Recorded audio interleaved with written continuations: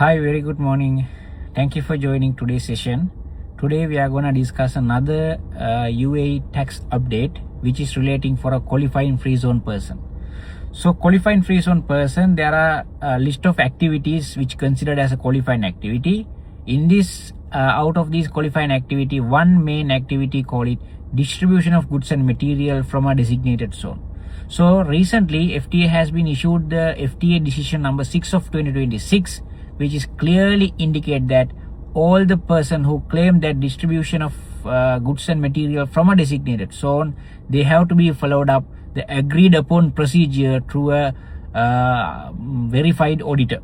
So 2026 onwards, upon submission of your corporate tax return, within 30 days time, you have to submit this report to the FTA, right? So this is a new update. So in this decision, FTA decision clearly mentioned what type of procedure the auditor has to be followed up. Example, import of goods, actually whether the items been imported through a CUSDEC documents, document verification, controls, all those things has to be checked.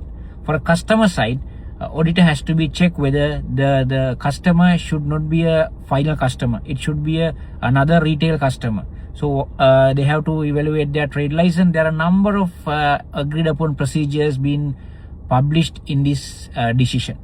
So what is the conclusion would be, thereafter from 2026 onwards, you can't just claim distribution of goods and material from a designated zone. You have to be followed up the proper agreed upon procedure, and you need to submit this report within 30 days from the date of your corporate tax return submission date. So that is the major import and major update recently published. So that is actually good.